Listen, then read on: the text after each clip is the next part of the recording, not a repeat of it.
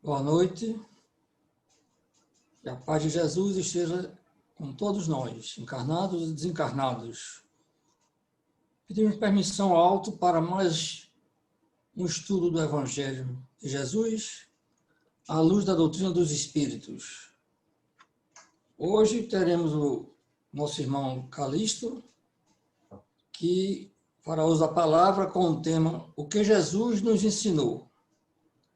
Um tema profundo porque tudo ele ensinou, nós precisamos praticar.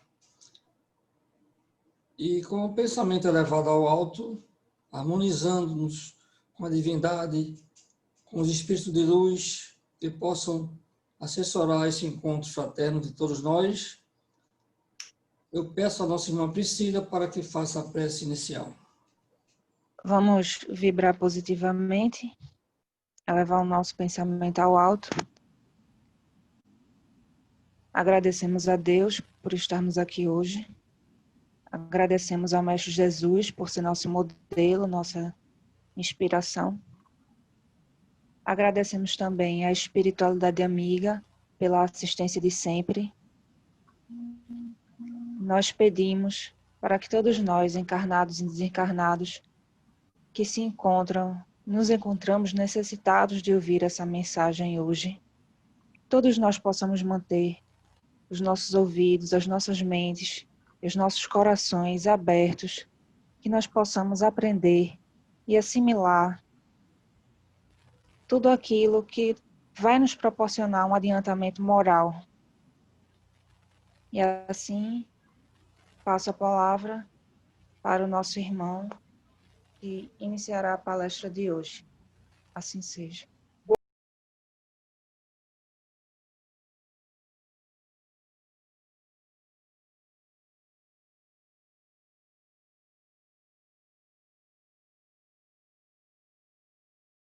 Boa noite a todos.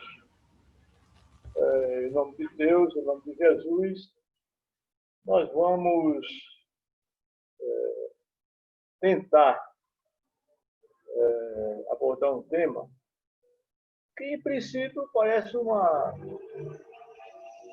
como se fosse assim, um catecismo onde a catequista fizesse uma sabatina e perguntasse para a meninada o que Jesus nos ensinou. Evidentemente que iam sair algumas perguntas, algumas respostas tolas, dentro, evidentemente, do conhecimento repassado para aquelas pessoas. Ou numa aula, como antigamente tinha, de religião, né, para os cursos básicos, e uma pergunta feita seria também fruto de respostas incompletas. Então, a diferença para nós é que nós somos crianças do ponto de vista espiritual. O que Jesus nos ensinou? Olha, por mais que a gente dissesse o que ele ensinou, a gente não iria completar o elenco dos seus ensinamentos. Ele viveu 33 anos, mas passou uns 3 no trabalho efetivo. E era um trabalho diário e, evidentemente, que quem conviveu com ele muito aprendeu. Por quê? Não tinha resposta, não tinha pergunta que ele não deixasse resposta. Além do mais, tinha aquelas perguntas ousadas, aquelas perguntas para derrubá-lo, as perguntas para provocá-lo, e nada ficou sem resposta. E, além do mais, ele buscava, da simplicidade do dia a dia, a base para colocar um ensinamento filosófico, tendo em vista o lado espiritual. Usava as coisas materiais para ensinar as coisas espirituais. E, evidentemente, falou por parábola, porque o nível das pessoas daquele tempo não comportava ele falar em temas que para nós hoje são naturais. Evidentemente que tinha que colocar a linguagem figurada para que as pessoas depois buscassem ver o que aquilo significava. Então, do que ele passou para nós, tem umas frases feitas em sentença que, se a gente, mesmo não tendo nenhuma religião, se a gente disser a primeira e a segunda frase, todo mundo já completa. Por exemplo, se eu disser a felicidade não é, todo mundo sabe, a felicidade não é deste mundo. Ensinou amar-vos uns aos outros, amar a Deus e ao próximo como a si mesmo.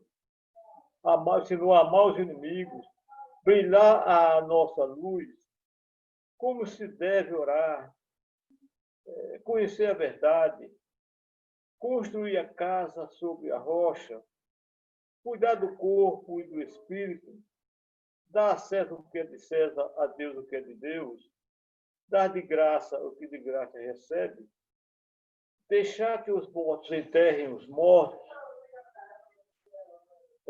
que é mais fácil o camelo passar pelo fundo de uma agulha do que um rico entrar no reino do céu, que é necessário nascer de novo, que é necessário que haja escândalo, é necessário entrar pela porta estreita, que há muitas moradas na casa do Pai.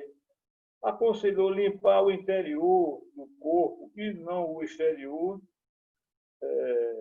para evitar os sepulcros caiados, não que ele estivesse pregando a imundícia.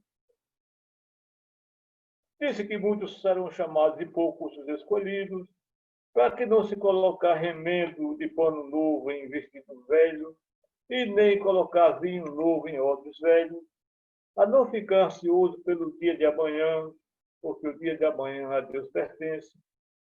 Não se preocupar por motivo algum, que não saiba a mão esquerda o que faz a direita, que aquele que se eleva será rebaixado, olhar as aves do céu, os lírios do campo, pagar o mal com o bem, perdoar as ofensas e quantas vezes perdoar, porque não basta dizer Senhor, Senhor, que pecado não é o que entra pela boca, mas o que sai do coração. Que para ninguém acender vela e colocar debaixo do colchão, que os últimos serão os primeiros, que quem quiser ser o primeiro seja o último, que se conhece a árvore pelos frutos, que seu reino não é deste mundo, que quem não tiver pecado atire a primeira pedra, aconselhou a reconciliar-se com os adversários, se alguém bater numa face que ofereça a outra, seja o seu falar sim, sim, não, não. Ou seja, são algumas frases que algumas eu relacionei, mas que ele passaria a noite todinha dizendo sentença de Jesus. Evidentemente que cada sentença dessa, cada frase dessa, dá uma palestra, porque o sentido é muito profundo e, evidentemente, não se limita a apenas uma frase. Acontece que Jesus, ele colocou a força do exemplo para chamar mais atenção. Evidentemente que a sua encarnação aqui na Terra foi uma determinação superior. Nós vamos ver depois qual é a finalidade maior, mas que o exemplo que ele deu é para que a gente, tendo como modelo e guia, possa seguir os seus passos. Evidentemente que no nosso dia a dia nós vamos ter a oportunidade de empregar os ensinamentos de Jesus. Então, sobre a virtude da humildade, nós convivemos com a ingratidão do dia a dia. Evidentemente que Jesus na sua vida diária, quantos daqueles que receberam a cura, o auxílio, foram agradecer? Poucos, a maioria simplesmente não apareceu. Então, a ingratidão, nem Jesus ficou livre dela. Por quê? Da natureza humana do nosso atraso. Na virtude da humildade, ele nasceu no meio simples. E o maior exemplo de humildade que ele deu foi na convivência. Ele não vivia com os poderosos, nem participando de jantares, nem de banquetes. Vivia no meio do povo. Evidentemente, o povo necessitado, carente, doente, que ia lá buscar a cura para seus problemas. Então, conviver com a pobreza, com os necessitados, é um gesto de humildade grande. E ele conviveu com a pobreza. A virtude do amor, olha, também ele pregou no seu dia a dia. Quantas pessoas ele não curou? E para curar, é claro que não é somente querer. Né? Evidentemente que Jesus curava pela sua força, pelo seu poder fluídico, pelo seu magnetismo, pelo seu conhecimento científico de saber manusear os fluidos. Mas tudo isso somado ao amor que ele tinha pelas pessoas, pelos pequeninos, como ele chamava, pelos necessitados. Então, a sua vida foi um exemplo de amor do começo ao fim, e não simplesmente em algumas situações esporádicas. Entretanto, os maiores exemplos de virtude ficaram para ele nos seus últimos dias. Evidentemente que a morte de Jesus foi uma coisa anormal. Tanto é que a sentença da morte, da condenação de Jesus, virou peça para estudos na área jurídica, e os absurdos são tantos que não dá nem para a gente comentar. Mas ele foi o quê? Vítima de uma injustiça. E ele, em momento algum, reclamou que estava sendo injustiçado. Evidentemente, percebeu pela sua superioridade os absurdos daquela decisão, mas se manteve o quê? Firme, paciente, consciente, resignado, sem reclamar de nada. Por quê? Sabia que aquilo ali era fruto de uma coisa complicada e cabia a ele, pela missão que ele veio cumprir na Terra, exemplificar, através daquele absurdo, a virtude da resignação diante de uma grande justiça. Então, que culminou com a sua morte? Que foi uma coisa absurda, uma morte violenta, como se ele fosse um dos piores bandidos. E aí, o que se viu? Ele dá o exemplo do perdão. Perdoou os carrascos, perdoou a quem ele foi ingrato, a quem ele renegou. Na realidade, ele nem perdoou. Ele pediu que Deus os perdoasse. E, na realidade, ele não tinha, na sua condição de espírito puro, não tinha lugar para ter o que perdoar. Só perdoa quem foi agredido. E ele, pela sua superioridade, não tinha ambiente para comportar algo que ele pudesse depois perdoar. Ele pediu a Deus que os perdoasse como exemplo para que nós, diante de qualquer situação, a gente pudesse exercer o perdão, porque é até uma sentença, que o pecado, o amor, o perdão, ele é uma forma de aliviar o nosso sofrimento e, evidentemente, sabendo perdoar. Mas o Cristo trouxe como seu maior ensinamento para um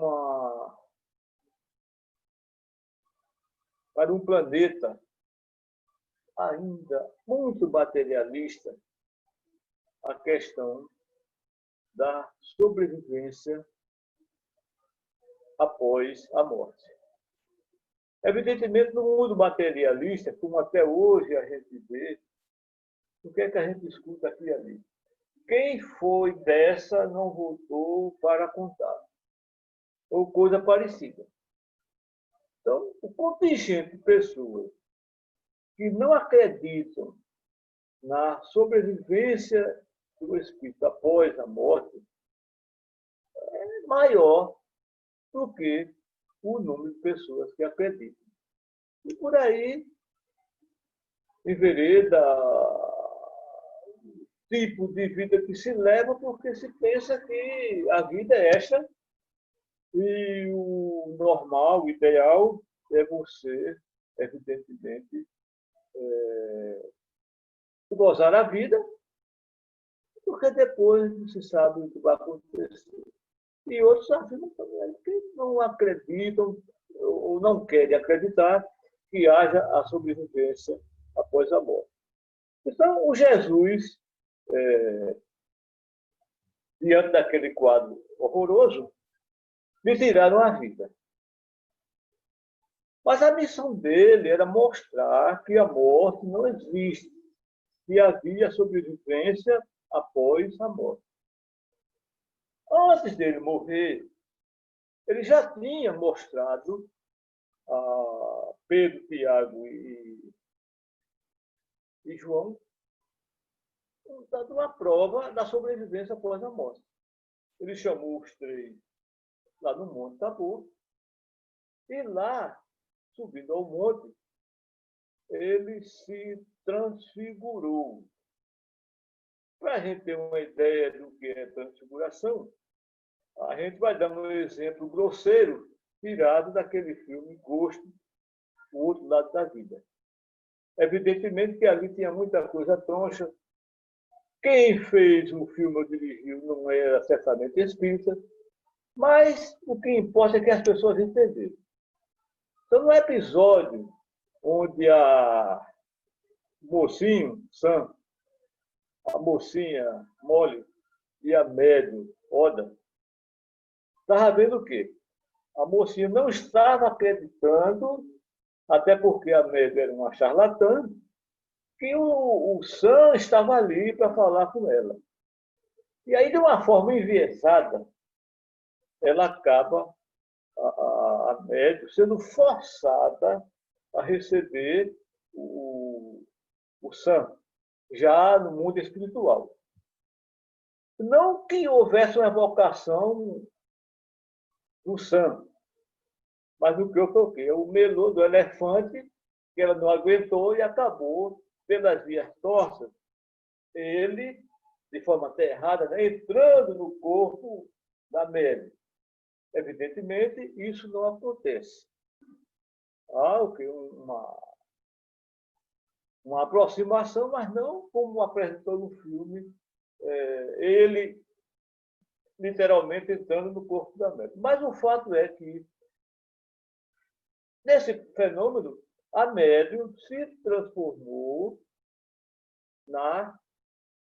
o rosto da médium, olha, se transformou no rosto de Sam.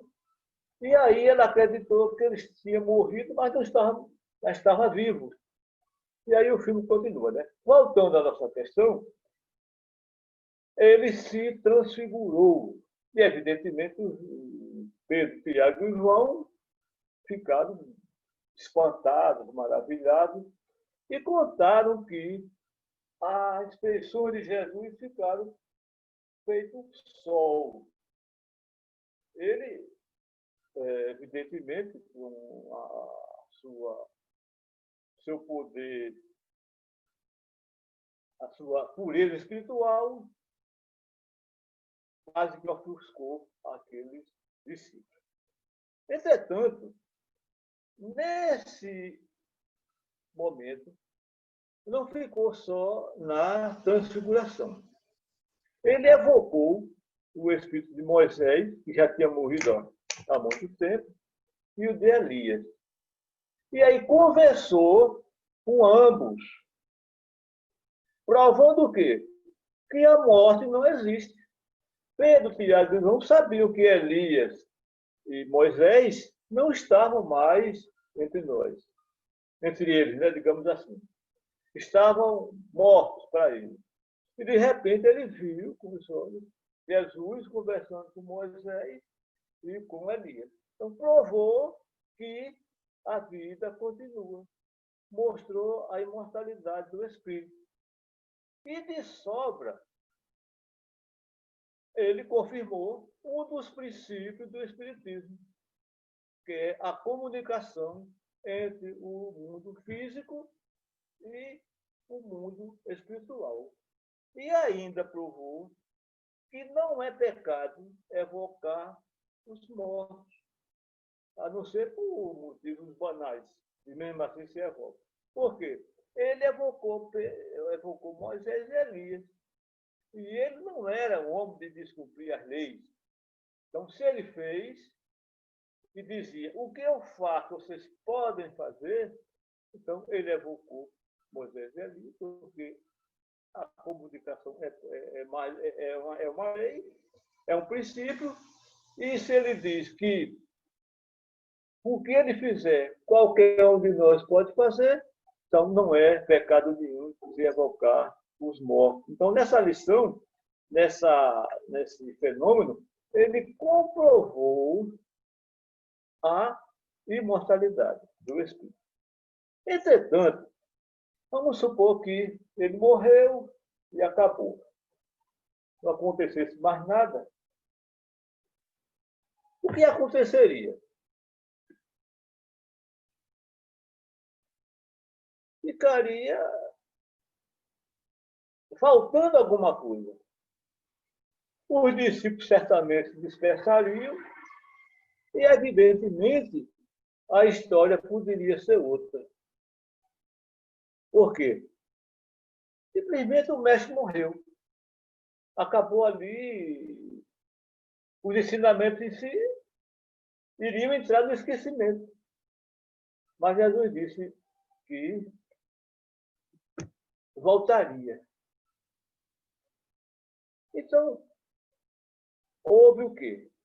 O ressurgimento, a aparição de Jesus no chamado terceiro dia. E aí, a partir desse dia, isso foi um fenômeno que veio comprovar definitivamente a inexistência do fim na hora da morte. Porque ele tinha provado a imortalidade de outros, mas ele agora estava mostrando a sua imortalidade. Evidentemente que ele se mostrou primeiro a Maria Madalena. Se a gente tiver o cuidado de olhar os 4 evangelhos, Marcos, Lucas, João e Mateus, só nessa parte que ele chama ressurreição, pode falar, ressurgimento, vai ver que é meio confuso, porque os 4 não falam a mesma linguagem. Tem coisa que tem um, tem outra que tem do outro. Você tem que ficar aí, meu Deus, isso é possível? Isso é que isso aconteceu? Por quê? São informações que às vezes são desencontradas. Mas, num resumo da ópera, o que aconteceu? No domingo, né, a Maria Madalena foi ao túmulo, ou seja, é como se ele tivesse enterrado. Foi ao túmulo para, segundo o Evangelho, embalsamá-lo. Quando chegou lá, meio complicado. No lugar do túmulo tinha um espírito na cabeceira, outro nos pés. Fica pensando, meu Deus, aqui é um túmulo. Onde é que tem um espírito aqui? Tem que crucificar dentro do túmulo, mas está lá. Então ele disseram para Maria Madalena que Jesus não estava ali. E ela ficou sem saber o que fazer e, de repente, se vira pensando que é um funcionário do carpinteiro, aliás, uma pessoa dali, até reclamando com ele. De repente, era Jesus. Só que nos próprios tem dizendo que não foi ali que ele apareceu, foi mais na frente. Mas seja lá onde for. A primeira pessoa que ele apareceu foi Maria Madalena. E aí ele disse uma coisa, um detalhezinho. Não me toque. Não me toque por quê? Porque ali ele não era mais o Jesus de carne e osso. Evidentemente, se ele não tivesse dito, não me toque, Maria Madalena ia abraçá-lo e, evidentemente, não ia dar certo, né? Aí ele recomendou que ela avisasse aos apóstolos que ia se encontrar com os demais, que me parece que na Galileia. Então, no dia marcado, ele se encontrou com os 11 apóstolos, faltava um. E aí tem outro detalhezinho. A porta estava fechada. E ele entrou. Ou seja, não tem nenhum segredo. É propriedade do perispírito. A penetrabilidade. O espírito não tem parede, não tem empecilho, ele simplesmente passa. Então, Jesus entrou naquela casa com as portas fechadas, então, mostrando mais uma vez que estava no mundo espiritual, fluidicamente. Aí, dias depois, Tomé, quando sou, não, mentira, só se eu ver e tocar nas feridas. Aí, novamente, Jesus aparece, novamente, porta fechada, ele entra. E aí diz, Tomé, venha tocar nas minhas feridas. E ele tocou. Olha, por que ele não deixou Maria Madalena tocar nele e pediu para que o Tomé tocasse? Porque o perispírito também tem outra propriedade, a tangibilidade. Ele simplesmente se materializou de tal forma que ele pode tocar das feridas e comprovar. Mas deu o troco. Bem-aventurado aqueles que veem, e mais bem-aventurado ainda aqueles que não viram e creram. Um outro detalhe é que ele conversava. Aí eu pensei, poxa, como é que pode? Ele, como espírito, falava, também não é nenhuma novidade. O espírito pode falar através da pneumatofonia, ele fala, voz direta, sem ser necessário o uso do órgão do médium. E foi o que ele fez. Ou seja, dentro das leis, tudo natural. Agora, evidentemente que essa fala não era como antigamente, era uma coisa mais coloquial, uma coisa mais divina. E, evidentemente, os apóstolos ficaram cheios de receio, de cuidado, porque, evidentemente, sabiam que ali ele não estava mais como um ser de carne e osso, e sim como um ser fluídico. E aí, evidentemente, ele passou ainda 40 dias entre as pessoas, mas um outro detalhe é que ele não conviveu com esses 40 dias como convivia antes. Quando ele era antes da morte, ele convivia com aquele pessoal o dia todo. Agora não, ele aparecia e desaparecia. Aparecia e desaparecia, provando que não era mais aquela figura de carne e osso que era antes. Então,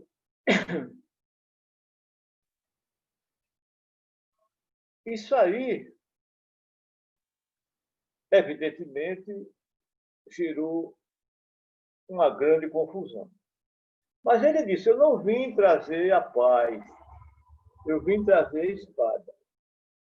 Não era dar espada para ninguém, nem porte de arma. Era a dúvida. Tudo isso foi gerado porque começou uma confusão que ainda dura até hoje. É sobre o corpo de Jesus. Hoje a gente encontra pessoas que dizem que Jesus, quando viveu, tinha um corpo fluídico. E querem que Jesus, quando tivesse morrido, tivesse um corpo de carne. É a tal da ressurreição. Então, a coisa é invertida. Como se Jesus, quando morreu, ele tenha ressuscitado, que é tecnicamente impossível. E querem que Jesus, quando tivesse na sua vida, tivesse sido um corpo fluído. Evidentemente, Jesus teve dois corpos. Um corpo material e um corpo fluídico. Enquanto ele viveu até a sua morte, um corpo material. Nasceu pelas vias normais, sem precisar de agredir a natureza. Deve ter mamado, feito xixi, cocô. Imagine se esse danado tivesse nascido fluídico. A mãe, quando pegasse, não pesa nada. Como é que ele iria viver 33 anos, enganando todo mundo? Não ia comer, não precisava de nada. E outra coisa, a morte dele foi dolorosa. Imagine pegar uma coroa de... Pegue só um espinho, tira a pontinha, porque fira muito, tira a pontinha e coloque aqui, faça uma pressãozinha para ver. Vai doer. Então, pegaram uma coroa, bela coroa de espinho, escolhida a dedo, e puseram na cabeça dele. E ele simplesmente não sentiu dor. Se ele fosse fluido, não teria sentido dor. Seria o quê? Se ele tivesse sido o corpo fluido, seria uma farsa. A lança, quando tivesse colocado no peito, ele sairia do outro lado, porque ele é o corpo fluídico. Enfim, não tem sentido. Ainda hoje, e há até bem pouco tempo, um segmento dentro do próprio Espiritismo que achava e defendia e brigava por essa tese, que Jesus tinha tido um corpo fluídico. As suas curas eram curas com o seu magnetismo animal, o magnetismo humano. É a força, o fluido vital, que é uma das armas, entre aspas, da cura. Inclusive, tem até um detalhe sobre o fluido vital, que é até complicado. O Papa, uma certa vez, ele disse que não existe nem inferno, nem purgatório, nem céu, que são estados de espírito. Mas você não vê nenhum padre dizendo que inferno, nem céu, nem purgatório não existe. Continua dizendo que existe. Então, tem uma pessoa muito importante no meio espírita que colocou aí que fluido vital não existe. Então, quem magnetiza, quem aplica passe, até aqui se enganou. Não tem fluido nenhum e simplesmente aquilo que ele transmite para o outro, que ele pensa que é parte de si, seria indução mental. Aí tem um outro também importante que não colocou, que não concordou com essa posição e mandou uma carta para ele perguntando, fazendo algumas perguntinhas básicas. E disse que se ele não respondesse, ele iria discordar dele publicamente. Ele não respondeu e o outro, em resumo, disse que ele estava prestando um desserviço ao Espiritismo ao afirmar que não existe fluido vital. Então, eu fico imaginando, indução mental é mente. E não é para qualquer um. Não é dizer que indução mental não existe. Agora, dizer uma pessoa que aplica um passe, uma pessoa que aplica um passe magnético, quando você vê que tem pessoas, pelo simples chegar junto de você, você se sente bem ou se sente mal. Qual foi a indução mental que a pessoa passou para aquela outra para que a pessoa se sentisse bem ou que se sentisse mal? Aí fico pensando também, com relação àquele episódio da mulher que fez tudo para tocar em Jesus. Porque, na sua ignorância, ela sabia, na sua fé, sabia que se tocasse nele, ela seria curada. E a literatura espírita diz que o que aconteceu ali foi uma absorção de fluido de Jesus, uma descarga tão grande que Jesus sentiu aquela descarga fluida que sai dele. Quem me tocou?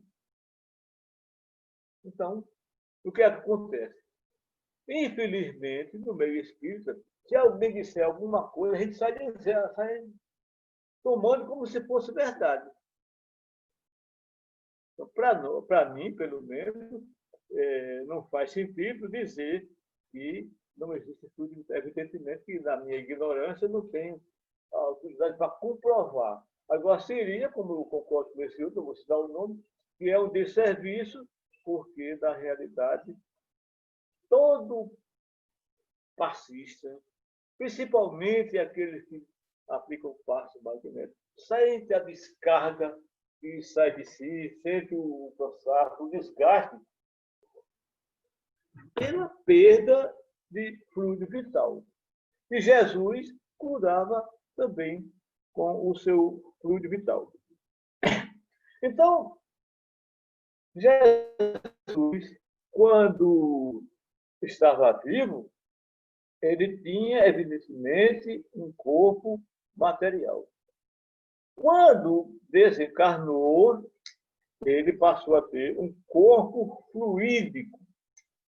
E aí, o detalhe de que ele aparecia e desaparecia. Agora, tudo isso em decorrência de quê? Do desaparecimento do corpo de Jesus. E é também outro assunto um pouco polêmico. Se você for ler os 4 evangelhos com relação a esse assunto, eles não se entendem, evidentemente, que não fizeram junto. Né? Então, você tem evangelistas que dizem que houve um terremoto, outros dizem que naquele dia o sol escureceu.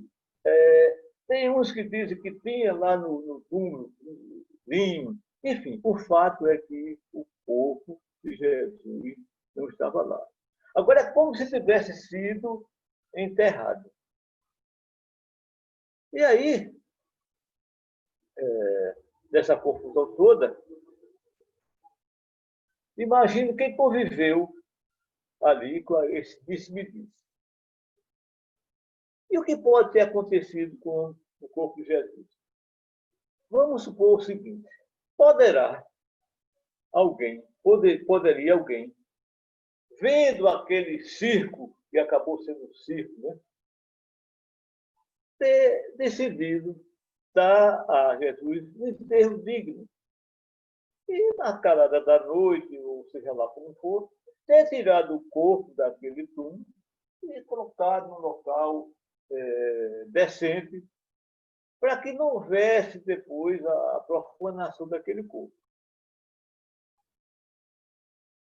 Mas dizem que tinha o túmulo era selado. De forma que fica uma coisa assim, levando para o lado do mistério. E quando coloca milagre em mistério, às vezes é difícil de se entender. Mas o fato é que não haveria necessidade de simplesmente o corpo sumir sem ter uma explicação. Mas, pelo que se conta, o corpo sumiu. Porque não some assim. Eu nunca li nada sobre o que eu vou dizer agora. Mas acredito que muita gente já pensou, porque não é nada absurdo. Vamos imaginar que Jesus estivesse lá no túmulo. E que, de repente, ele aparecesse. O que iria acontecer com esse corpo? Os poderosos, aqueles que eram contra Jesus, iam fazer alguma coisa. Coisas boas, não. Ninguém sabe, poderia profanar aquele corpo, matar de novo. Mas o fato é, ia ter uma situação, Jesus aparecendo juridicamente e o corpo ali. Ninguém sabe o que poderia ter acontecido. Na minha opinião, aí tem a mão de Deus, nesse sumiço do corpo de Jesus. O que seria alguma coisa impossível? E a gente sabe que Jesus não veio sozinho. A vida de Jesus na Terra é um projeto grandioso que a gente não tem nem condições de mensurar. Aquilo ali, na formação do mundo, no seu nascimento e na sua morte, nesses 3 momentos, houve uma conjunção muito grande de espíritos em torno desse espírito para que se cumprisse o que estava programado. Então, para mim, a mão de Deus deu um basta na ânsia no que poderia acontecer com o corpo de Jesus. Então, seria alguma coisa fora do normal se, de repente, uma daquelas criaturas ali, até anonimamente, com a missão de dos Pastor Jesus, tivesse desmaterializado o corpo de Jesus e levado para o outro local. Ah, mas tinha um selo lá, podia ter selo, podia ter corrente, podia ter um copo. Simplesmente é possível desmaterializar qualquer objeto, inclusive um corpo humano, um corpo, um cadáver, desmaterializar do ponto A, colocar no ponto B. Com isso, deixava a dúvida para o povão e evitava o que poderia ser a profanação do corpo do Cristo. Então, para que serve o corpo de Jesus para Jesus depois dele morto? Servia antes, assim como o nosso. Para que serve o nosso corpo físico depois da nossa morte? Só para as pessoas que ficaram pensando que foi uma coisa saudável. Então, para Jesus que está evoluído, mais do que para nós, é um instrumento. Então, poderia, nesse processo de desmaterializado o corpo de Jesus, ele sumia lá daquele túmulo, e duas opções: enterrar num outro local, rematerializar e colocar no outro local, onde ninguém soubesse, ou simplesmente, no processo de cremação, devolver os restos dos mortais do Mestre Jesus, dando a mesma destinação da nossa. O nosso corpo, quando a gente morrer, vai para onde? Vai voltar para a natureza, ou pelas vias do micróbio, ou pelas vias da cremação, mas o fato é que vai ter que retornar para a natureza. Então, para Jesus e para qualquer pessoa evoluída, a destinação do corpo depois da morte é o que menos interessa. O que interessa é a vida espiritual. Porque, no melhor das hipóteses, se não houvesse profanação,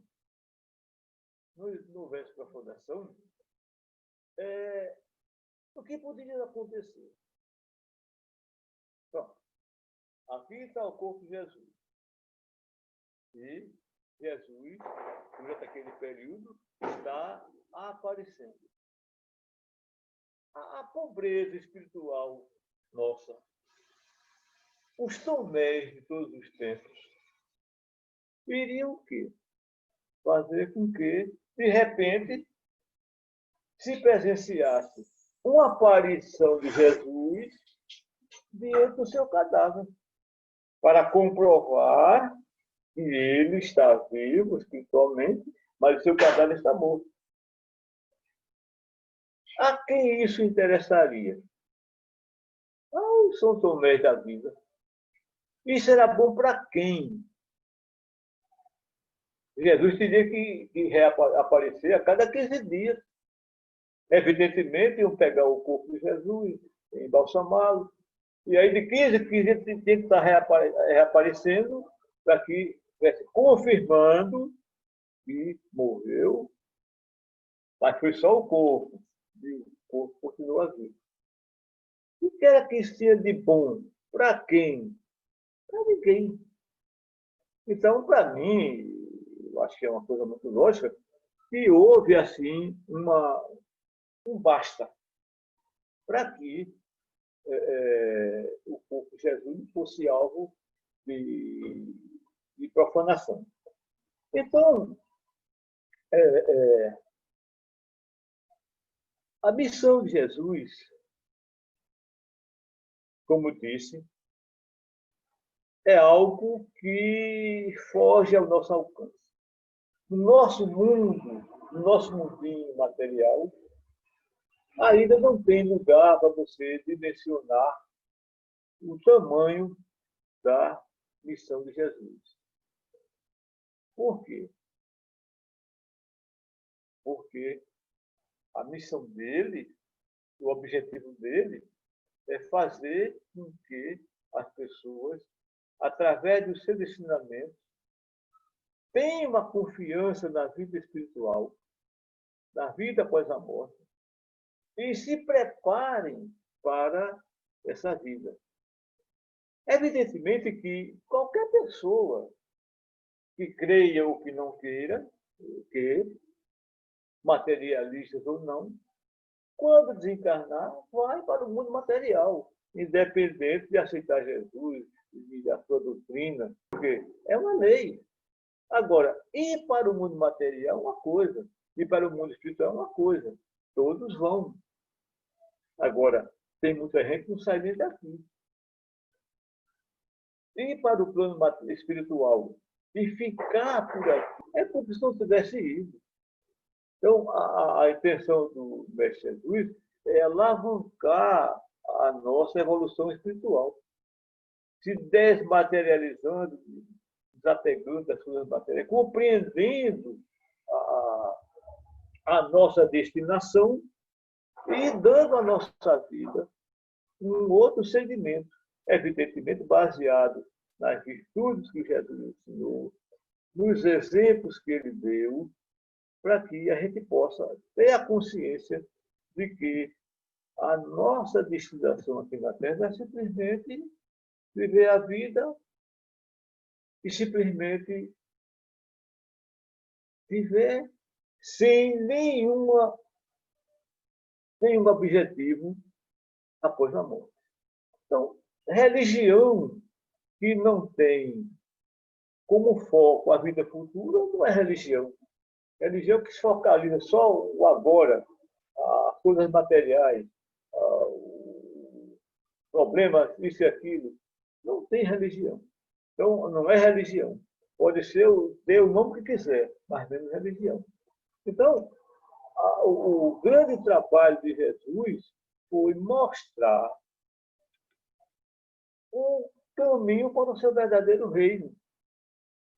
Foram 33 anos de vida, evidentemente 3 anos de muito trabalho, diante de um povo ignorante, diante de culturas diferentes, para que mostrar um caminho para que a gente pudesse crer e acreditar, e ele comprovando, através do exemplo da dor, para que a gente pudesse alcançar, ter a visão da vida espiritual. Então, Jesus não veio para morrer por ninguém. Se ele tivesse morrido, tivesse vindo para morrer por alguém, não precisava morrer. Né? E outra coisa, se tivesse vindo para morrer por nós, teria que trazer também o elixir da juventude. Porque não adianta não morrer e ficar um saco de osso. Então, Jesus, o espírito mais evoluído que passou pela Terra, ainda incompreendido, ainda pouco estudado. Quer dizer, a gente sabe, como fizemos no início, discorrer todos os ensinamentos. Tem que ser assim, a primeira palavra assim, todo mundo sabe. Agora, pôr em prática, exercitar, ter o desapego às coisas materiais, voltar a sua vida, direcionar a sua mente para a dimensão espiritual, isso aí é mais difícil. Então, a doutrina espírita, nesse ponto, ela vem com a grande missão de restaurar, resgatar os ensinamentos de Jesus, tirar aquele lado místico, religioso, aquela coisa assim do milagre, e mostrar a nossa destinação, a finalidade da vida e a importância que Jesus teve para o que o mundo é hoje e, evidentemente, temos, através dos seus exemplos, uma postura diferenciada. Então, a doutrina espírita, ela nada mais é do que dar continuidade aos ensinamentos de Jesus, que, evidentemente, foi muito desvirtuada por interesses mais diversos, e todo mundo sabe disso. Né? Quem quiser saber um pouco dessa história, leia Cristianismo e Espiritismo, de Leon Denis, leia as obras de Schubert, que vai ter uma noção do desvirtuamento que deram aos ensinamentos de Jesus. Então, o Espírito tentar restaurar, tentar colocar no lugar os seus devidos ensinamentos para que se possa, evidentemente, caminhar na direção da nossa evolução espiritual. Evidentemente, não é um trabalho que se faz com um dia nem com dois, porque a sociedade, mesmo passados 2.300 anos, continua tão materialista como antes, os passos são muito lentos, e aí é quase como se fosse um trabalho artesanal. Então, muitas vezes, é necessária a dor, e só, às vezes, a dor é que faz com que as pessoas acordem para a realidade, acordem para a vida espiritual, Quer dizer, é um ensinamento mais doloroso. Você, através da dor, se convence mais depressa do que pela conscientização. Então, voltando para finalizar a questão do corpo de Jesus, então, supomos que, no melhor das hipóteses, o corpo tivesse continuado, todo mundo vendo, e aí seria mais fácil de convencer. Pronto, aqui está Jesus, cadáver, supomos. Jesus está provado por A mais B que não se morre. Onde estaria o nosso mérito? Creu, acreditou porque está vendo.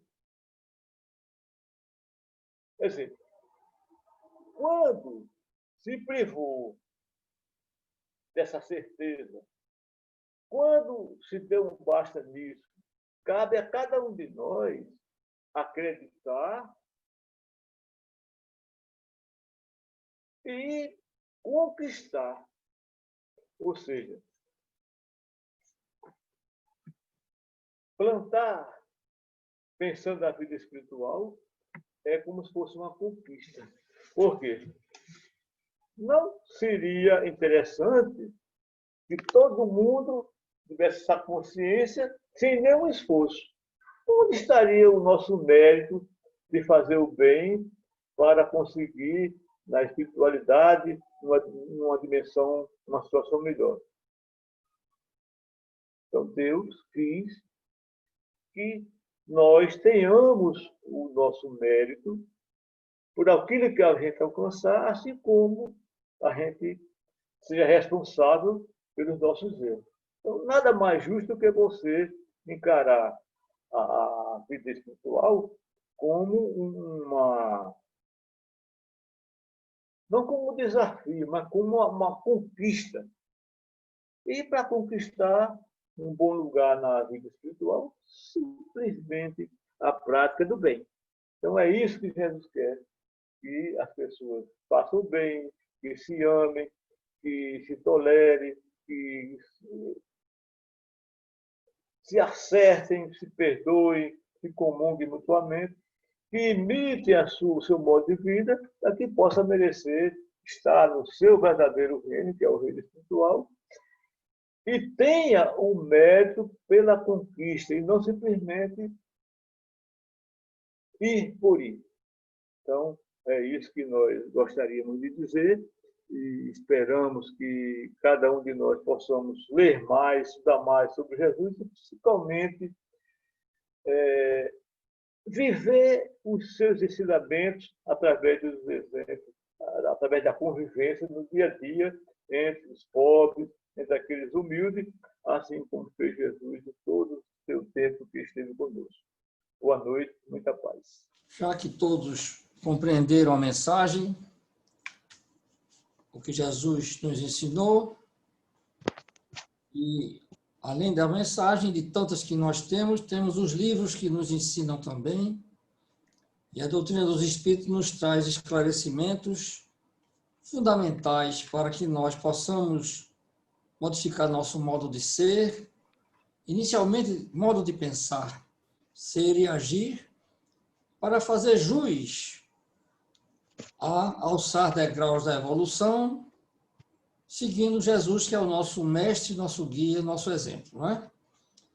Então, para finalizar os trabalhos da noite, vamos pedir a nossa irmã Priscila, mais uma vez, por gentileza, que faça a prece de agradecimento. Vamos agradecer a Deus pela inspiração que foi dada a seu Calixto na palestra de hoje. Vamos agradecer por esses momentos de tranquilidade, de alegria.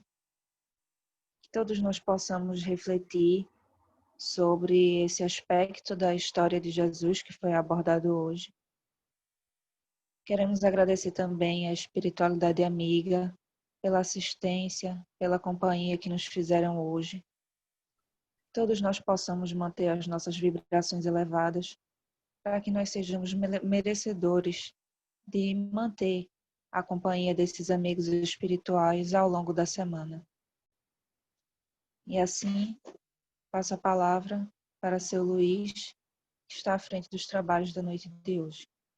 Assim seja.